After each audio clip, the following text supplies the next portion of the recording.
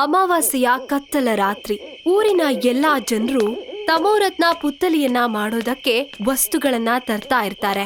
ಕೆಲವರು ಬಟ್ಟೆಯ ಬುಟ್ಟಿ, ಇನ್ನು ಕೆಲವರು ಗಂಧದ ಕಟ್ಟಿಗೆ, ಮತ್ತೊಬ್ಬ ತುಪ್ಪ, ಇನ್ನೊಬ್ಬ ಹುಲ್ಲನ್ನ ತರ್ತಾ ಇರ್ತಾರೆ. ತಾಂತ್ರಿಕರು ಅಗ್ನಿದಂಡವನ್ನ ಕೈಯಲ್ಲಿ ಹಿಡ್ಕೊಂಡು ಆಲದ ಮರದ ಕೆಳಗೆ ಕೂತಿರ್ತಾರೆ. ಆ ಹಳ್ಳಿ ಜನರು ಅಲ್ಲಿಗೆ ಬರ್ತಾರೆ. ತಾಂತ್ರಿಕರು ಅವರನ್ನ ತುಂಬಾ ಗಮನ ಇಟ್ಟು ನೋಡ್ತಾ ಇರ್ತಾರೆ. ಆದ್ರೆ ಅವ್ರ ಗಮನ ಹೋಗುತ್ತೆ, ಅದ್ರಲ್ಲಿ ಯಾವ್ದೋ ವಸ್ತು ಕಡಿಮೆ ಆಗಿದೆ ಅಂತ ಅವ್ರಿಗನ್ಸುತ್ತೆ. ಇದ್ರಲ್ಲಿ ತೆಂಗಿನಕಾಯಿ ತಂದಿಲ್ವಾ? ತಮೋರತ್ನ ತಲೆನ ತೆಂಗಿನಕಾಯಿಂದಾನೇ ಮಾಡ್ಬೇಕು. ತಾಂತ್ರಿಕ್ರೆ, ರಘು ತೆಂಗಿನಕಾಯಿ ತರೋದಕ್ಕೆ ಬಜಾರ್ಗೆ ಹೋಗಿದ್ದಾನೆ, ಇನ್ನೇನ್ ಬಂದ್ಬಿಡ್ತಾನೆ. ಸರಿಯಾದ ಸಮಯಕ್ಕೆ ಅವನೇನಾದ್ರೂ ಬಂದಿಲ್ಲ ಅಂತಂದ್ರೆ ದೊಡ್ಡ ಅನರ್ಥ ಆಗತ್ತೆ. ಅಯ್ಯೋ, ನೀನ್ ಸ್ವಲ್ಪ ಹೊತ್ತಲ್ಲಿ ಬಂದ್ಬಿಡ್ತಾನೆ, ಚಿಂತೆ ಮಾಡ್ಬೇಡಿ. ತಾಂತ್ರಿಕರು ಎಲ್ಲಾ ವಸ್ತುಗಳನ್ನ ಜೋಡಿಸಿ ತಮೋರತ್ನ ಪುತ್ತಲಿಯನ್ನ ತಯಾರಿಸ್ತಾರೆ. ಸ್ವಲ್ಪ ಸಮಯದಲ್ಲೇ ಪುತ್ತಲಿ ತಯಾರಾಗುತ್ತೆ. ಆದ್ರೆ ಇನ್ನು ತಲೆ ಒಂದು ಬಾಕಿ ಇರುತ್ತೆ. ತೆಂಗಿನಕಾಯಿ ಕೊಡಿ, ಈಗ ನಮ್ಗೆ ತಲೆ ಇಟ್ರೆ ಸಾಕು. ಇನ್ನೂ ಕೂಡ ರಘು ಬಂದೇ ಇಲ್ಲ.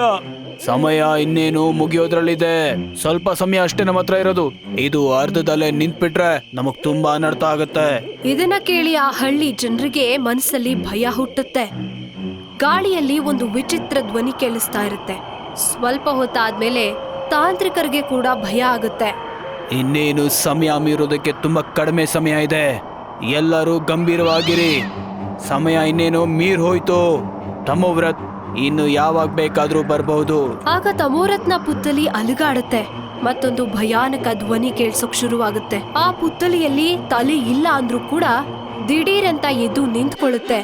ಮತ್ತೆ ನಡ್ಕೊಂಡು ಸೀದಾ ತಾಂತ್ರಿಕನ ಹತ್ರ ಹೋಗುತ್ತೆ. ಆಗ ರಘು ಕಾಯನ್ನ ತಗೊಂಡು ಆ ಜಾಗಕ್ಕೆ ಓಡ್ ಬರ್ತಾನೆ. ತಾಂತ್ರಿಕ್ರೆ, ನಾನು ತಗೊಂಡ್ ಬಂದಿದ್ದೀನಿ. ಅವನ ಕೈಯಲ್ಲಿದ್ದ ತೆಂಗಿನಕಾಯನ್ನ ತಗೊಂಡು ತಾನೇ ತನ್ನ ತಲೆ ಮೇಲೆ ಇಟ್ಕೋತಾನೆ. ಮತ್ತೆ ಜೋರಾಗಿ ವಿಚಿತ್ರವಾಗಿ ನಗ್ತಾನೆ. ಕಾಪಾಡಿ ನನ್ನನ್ನ.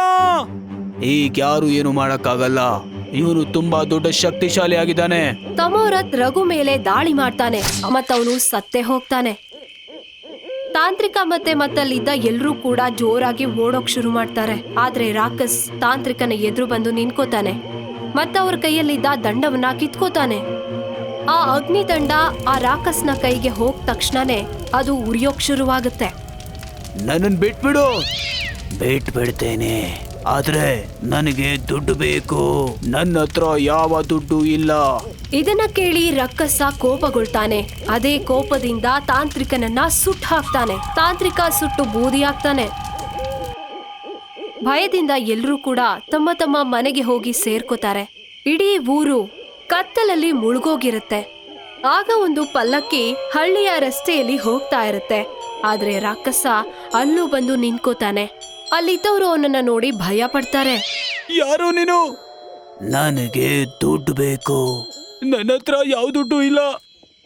ರಾಕ್ಷಸ ತುಂಬಾ ಕೋಪಗೊಳ್ತಾನೆ. ಅದೇ ಕೋಪದಿಂದ ಆ ಅಗ್ನಿದಂಡದಿಂದ ಆ 4 ಜನರನ್ನ ಸುಟ್ಟು ಹಾಕ್ತಾನೆ. ಅದನ್ನ ನೋಡಿ ಪಲ್ಲಕ್ಕಿಯಲ್ಲಿದ್ದ ಮದುವೆ ಹುಡುಗಿ ಹೊರಗ್ ಬರ್ತಾಳೆ. ನನಗೆ ದುಡ್ಡು ಬೇಕು, ದುಡ್ಡು ಕೊಡು. ಅವಳು ತನ್ನ ಪ್ರಾಣ ಕಾಪಾಡ್ಕೊಳ್ಳೋದಕ್ಕೋಸ್ಕರ ಅವಳ ಹತ್ರ ಇದ್ದ ಒಡವೆಗಳನ್ನೆಲ್ಲ ಅವನ ಕೈಗೆ ಕೊಟ್ಬಿಡ್ತಾಳೆ. ರಾಕಸ್ ಖುಷಿಯಿಂದ ಆ ಒಡವೆಗಳನ್ನ ತಗೊಂಡು ಹೊರಟು ಹೋಗ್ತಾನೆ. ಆಗ ಮದ್ವೆ ಹುಡುಗಿ ತನ್ನ ಪ್ರಾಣ ಕಾಪಾಡ್ಕೊಳ್ಳೋಕೋಸ್ಕರ ಹಳ್ಳಿ ಕಡೆ ಓಡ್ ಹೋಗ್ತಾಳೆ. ರಾಮ್ಲಾಲ್ ಊರಿನ ತುಂಬಾ ದೊಡ್ಡ ವ್ಯಾಪಾರಿ, ಮತ್ತವನು ತುಂಬಾ ಕಂಜೂಸ್ ಕೂಡ ಆಗಿರ್ತಾನೆ. ಅವನು ತನ್ನ ಪರಿವಾರದ ಜೊತೆ ಮನೆಯಲ್ಲಿ ಬಂದಿಯಾಗಿರ್ತಾನೆ. ಹೊರಗ್ ಬರೋದಕ್ಕೆ ಭಯ ಪಡ್ತಾ ಇರ್ತಾನೆ. ಆ ತಾಂತ್ರಿಕರಿಂದ ನಮ್ ಪ್ರಾಣ ಕಾಪಾಡ್ಕೋಬಹುದಿತ್ತು, ಆದ್ರೆ ಈ ರಾಕ್ಷಸ ಅವ್ರನ್ನೂ ಕೂಡ ಸಾಯಿಸ್ಬಿಟ್ಟ. ಈಗ ನಮ್ಮ ಊರಿನ ಕತೆ ಏನಾಗುತ್ತೋ ಗೊತ್ತಿಲ್ಲ. ಆಗ ರಾಮ್ಲಾಲ್ನ ಮನೆ ಬಾಗ್ಲನ್ನ ಯಾರೋ ತಟ್ದಾಗುತ್ತೆ. ಬಾಗ್ಲ ತಟ್ತಾ ಇರೋ ಶಬ್ದವನ್ನ ಕೇಳಿ ರಾಮ್ಲಾಲ್ಗೆ ಭಯ ಆಗುತ್ತೆ. ಯಾರದು? ನಾನು. ನನ್ಗಿವತ್ ರಾತ್ರಿ ಉಳ್ಕೊಳಕ್ ಜಾಗ ಕೊಡ್ತೀರಾ? ಇದನ್ನ ಕೇಳಿ ರಾಮ್ಲಾಲ್ನ ಪತ್ನಿ ಬಾಗ್ಲ ತೆಗಿಯೋದಕ್ಕೆ ಅಂತ ಬರ್ತಾಳೆ.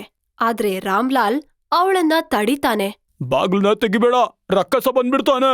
ಅಯ್ಯೋ ಪಾಪ, ಯಾವ್ದೋ ಹೆಣ್ಮಗು ಅಂತ ಕಾಣಿಸುತ್ತೆ. ಪಾಪ ಅವಳ ಗಾಡಿ ಏನೋ ಕೆಟ್ಟೋಗಿರುತ್ತೆ. ಇದು ರಾಕ್ಷಸನ ಬಲೆ ಆಗಿರುತ್ತೆ, ಬಾಗ್ಲನ್ನ ತೆಗಿಬೇಡ. ರಾಮ್ಲಾಲ್ನ ಪತ್ನಿ ಬಾಗ್ಲನ್ನ ತೆಗಿತಾಳೆ. ಬಾಗ್ಲನ್ನ ತೆಗ್ದು ನೋಡಿದ ಕೂಡ್ಲೆ ಒಂದು ಮದ್ವೆ ಹುಡ್ಗಿ ಭಯದಿಂದ ಅಲ್ಲಿ ನಿಂತಿರ್ತಾಳೆ. ಆಗ ರಾಮ್ಲಾಲ್ ಪತ್ನಿ ಕೇಳ್ತಾಳೆ, ಏನಾಯ್ತು? ಯಾಕೆ ಹೆದರ್ಕೊಂಡಿದ್ದೀರಲ್ಲ ನೀವು? ಮೊದ್ಲು ಒಳಗ್ ಬನ್ನಿ. ಮದ್ವೆ ಹುಡ್ಗಿ ಒಳಗ್ ಬರ್ತಾಳೆ. ರಾಮ್ಲಾಲ್ನ ಪತ್ನಿ ಬಾಗ್ಲ ಹಾಕೋದನ್ನ ಮರ್ತೋಗಿರ್ತಾಳೆ. ಆ ಮದ್ವೆ ಹುಡ್ಗಿ ಹೆದ್ರುಕೊಂಡು ನಡುಗ್ತಾ ಇರ್ತಾಳೆ. ಹೇಳು ಏನಾಯ್ತು ಅಂತ. ಅದು ರಕ್ಕಸನ ಹೆಸರನ್ನ ಕೇಳ್ತಿದ್ದ ಹಾಗೇನೆ ಅವರಿಬ್ರಿಗೂ ಭಯ ಆಗುತ್ತೆ. ಇನ್ನು ರಾಮ್ಲಾಲ್ನ ಎದೆ ಹೊಡೆದೇ ಹೋಗುತ್ತೆ. ಆಗ ರಾಮ್ಲಾಲ್ನ ಗಮನ ಬಾಗಿಲು ಕಡೆ ಬರುತ್ತೆ. ಅಲ್ಲಿ ರಾಕ್ಷಸ ಬಂದು ನಿಂತಿರ್ತಾನೆ. ರಕ್ಕಸ ಬಂದ್ಬಿಟ್ಟ, ಯಾರಾದ್ರೂ ಬಾಗ್ಲನ್ನ ಹಾಕಿ. ರಾಮ್ಲಾಲ್ ಬಾಗ್ಲನ್ನ ಕ್ಲೋಸ್ ಮಾಡೋಕೆ ಅಂತ ಓಡ್ತಿರ್ತಾನೆ. ಆದ್ರೆ ರಕ್ಕಸ ಅವನ ಅಗ್ನಿ ದಂಡದಿಂದ ಅವನನ್ನ ಸುಟ್ಟಾಕ್ಬಿಡ್ತಾನೆ. ರಾಮ್ಲಾಲ್ ಅಲ್ಲೇ ಸುಟ್ಟು ಬೂದಿ ಆಗೋಗ್ತಾನೆ. ನನಗೆ ದುಡ್ಡು ಬೇಕು, ದುಡ್ಡು ಕೊಡು. ಅವನ್ಗೆ ಹಣ ಕೊಡಿ. ಅವ್ನ್ ಹೊರಟೋಗ್ಬಿಡ್ತಾನೆ. ರಾಮ್ಲಾಲ್ನ ಪತ್ನಿ ತನ್ನ ಪ್ರಾಣ ಉಳಿಸ್ಕೊಳ್ಳೋದಕ್ಕೋಸ್ಕರ ಅವಳ ಖಜಾನೆಯಲ್ಲಿ ಇದ್ದಂತ ಚಿನ್ನ ಒಡವೆಗಳನ್ನ ಅವನಿಗೆ ಕೊಟ್ಬಿಡ್ತಾಳೆ. ರಾಕಸ್ ಅದನ್ನೆಲ್ಲ ತಗೊಂಡು ಖುಷಿಯಿಂದ ಅಲ್ಲಿಂದ ಹೊರಟು ಹೋಗ್ತಾನೆ. ಬೆಳಗಿನ ಸಮಯ ಆಯ್ತು. ಹಳ್ಳಿ ಜನರೆಲ್ಲರೂ ಒಂದು ಮರದ ಕೆಳಗೆ ಸೇರ್ಕೊಂಡಿರ್ತಾರೆ. ರಕ್ಕಸ ಎಲ್ಲರ ಹತ್ರನೂ ದುಡ್ಡು ಕೇಳ್ತಾನೆ. ಯಾರು ಅವನ್ಗೆ ದುಡ್ಡು ಕೊಡ್ತಾರೋ ಅವ್ರನ್ನ ಬಿಟ್ಬಿಡ್ತಾನೆ. ಯಾರು ಕೊಡೋದಿಲ್ವೋ ಅವ್ರನ್ನ ಸಾಯಿಸ್ಬಿಡ್ತಾನೆ. ಶ್ರೀಮಂತರಂತೂ ಹೇಗೋ ಕೊಟ್ಬಿಡ್ತಾರೆ. ನಾವು ಬಡವರು, ನಾವ್ ಏನಪ್ಪ ಮಾಡೋದು? ಶ್ರೀಮಂತರು ಎಲ್ಲಿವರೆಗೂ ಕೊಡ್ತಾರೆ? ಒಂದ್ಸಲ ಕೊಟ್ರೆ ಅವನು ಪ್ರತಿ ರಾತ್ರಿ ಬಂದು ಕೇಳ್ತಾನೆ. ಅವನಿಗೆ ಎಷ್ಟು ಕೊಟ್ರು ಸಾಕಾಗಲ್ಲ ಅಂತ ಅನ್ಸುತ್ತೆ. ಆಸೆ ಬುರ್ಕ ಬರೀ ದುಡ್ಡು ಕೇಳ್ತಾನೆ ಇರ್ತಾನೆ.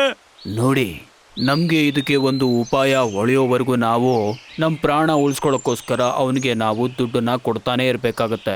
ಆದರೆ ಸರ್ಪಂಚ್ರೆ, ಅಷ್ಟೊಂದು ಚಿನ್ನ ಒಡವೆಗಳು ನಮ್ಮಂಥ ಬಡವರ ಹತ್ರ ಹೇಗಿರುತ್ತೆ? ಅವನು ಕೊಡೋಕ್ಕೋಸ್ಕರ ನಕಲಿ ಚಿನ್ನವನ್ನ ಮನೇಲಿಡಿ. ಅವನೇನಾದರೂ ಹಾಲ್ಮಾರ್ಕ್ನ ಚೆಕ್ ಮಾಡ್ತಾನ ಹೇಳಿ? ಊರಿನ ಜನರೆಲ್ಲರೂ ನಕಲಿ ಚಿನ್ನವನ್ನ ಮಾಡಿಸೋದಕ್ಕೆ ಅಂಗಡಿ ಹತ್ರ ಬರ್ತಾರೆ. ಆಗ ರಕ್ಕಸನ್ಗೆ ಕೊಡ್ಬೋದು ಅಂತ. ಚೆನ್ನಾಗಿದೆ. ಮೊದಲು ಸೊಸೆಗೋಸ್ಕರ ಚಿನ್ನನ ಮಾಡಿಸ್ತಾ ಇದ್ರು, ಈಗ ರಕ್ಕಸಗೋಸ್ಕರ ಮಾಡಿಸ್ತಾ ಇದ್ದಾರೆ. ಅಣ್ಣ, ಜೀವ ಉಳಿಯುತ್ತೆ ಅಂದರೆ ಸೊಸೆನೂ ಕೊಟ್ಬಿಡ್ತೀವಿ. ಎಷ್ಟಾಯ್ತಣ್ಣ? 50,000. ಅಣ್ಣ, ಇದು ನಕಲಿ ಚಿನ್ನ ಅಲ್ವಾ? ರಕ್ಕಸ್ನಿಂದಾಗಿ ನಕಲಿ ಚಿನ್ನದ ಬೆಲೆ ಎಷ್ಟಾಗ್ಬಿಟ್ಟಿದೆ ಅಂದರೆ ಅಸ್ಲಿಗಿಂತ ಜಾಸ್ತಿ ಆಗ್ಬಿಟ್ಟಿದೆಯಪ್ಪ. ಅಸ್ಲಿ ತಗೊಳ್ಳಿ, 40,000ದಲ್ಲೇ ಬಂದ್ಬಿಡುತ್ತೆ. ರಾತ್ರಿ ಆಯ್ತು. ರಾತ್ರಿ ಆದ ಕೂಡ್ಲೆ ಹಳ್ಳಿ ಜನರು ಭಯದಿಂದ ನಡುಗ್ತಾ ಇರ್ತಾರೆ. ಮತ್ತವರ ಕೈಗಳಲ್ಲಿ ಚಿನ್ನವನ್ನ ಹಿಡ್ಕೊಂಡು ನಿಂತಿರ್ತಾರೆ. ರಕ್ಕಸ ಬರ್ತಾನೆ. ಎಲ್ರೂ ಅವನಿಗೆ ಅದನ್ನ ಕೊಡ್ತಾರೆ. ಮತ್ತೆ ಅವನು ಭಯಾನಕ ನಗುವಿನಿಂದ ಖುಷಿಯಿಂದ ಅಲ್ಲಿಂದ ಹೊರಟು ಹೋಗ್ತಾನೆ. ಊರಿನ ಎಲ್ಲಾ ಜನರು ಸರ್ಪಂಚರ ಮನೆಗೆ ಬಂದಿದ್ದಾರೆ. ಎಲ್ಲರ ಮುಖದಲ್ಲಿ ಭಯನೇ ಕಾಣಿಸ್ತಾ ಇರುತ್ತೆ. ಈ ರಕ್ಕಸನಿಂದಾಗಿ ನಕಲಿ ಚಿನ್ನದ ಬೆಲೆನೂ ಜಾಸ್ತಿ ಆಗ್ಬಿಟ್ಟಿದೆ. ನಮ್ಮ ಹತ್ರ ದುಡ್ಡೆಲ್ಲ ಖಾಲಿ ಆಗ್ಬಿಟ್ಟಿದೆ. ನಾವೇನ್ ಮಾಡೋದು? ನೀವು ಚಿಂತೆ ಮಾಡಬೇಡಿ. ಸಿಟಿಯ ದೊಡ್ಡ ಪುರೋಹಿತರು ಪಂಡಿತ್ ಧನ್ರಾಜ್ ಇವತ್ತು ಬರ್ತಾ ಇದ್ದಾರೆ. ಅವರೇ ರಕ್ಕಸನಿಗೆ ಒಂದು ದಾರಿಯನ್ನ ತೋರಿಸ್ತಾರೆ. ಆಗ ಒಂದು ಬೆಲೆ ಬಾಳುವಂತ ಕಾರು ಸರ್ಪಂಚರ ಮನೆ ಮುಂದೆ ಬಂದು ನಿಲ್ಲುತ್ತೆ. ಮತ್ತೆ ಸರ್ಪಂಚ್ ಅವರು ಎಲ್ಲಾ ಕಥೆನ ಅವ್ರಿಗೆ ಹೇಳ್ತಾರೆ. ಇವತ್ತು ರಾತ್ರಿ ಈ ರಾಕ್ಷಸನಿಂದ ನಿಮ್ಗೆ ಮುಕ್ತಿ ಕೊಡ್ಸೋದಕ್ಕೆ ಒಂದು ವಿಶೇಷವಾದ ಪೂಜೆ ಮಾಡ್ತೀನಿ. ಒಂದು ಕಾಲಚಕ್ರವನ್ನ ಮಾಡ್ತೀನಿ. ನೀವೊಂದು ಸಹಾಯ ಮಾಡಬೇಕು.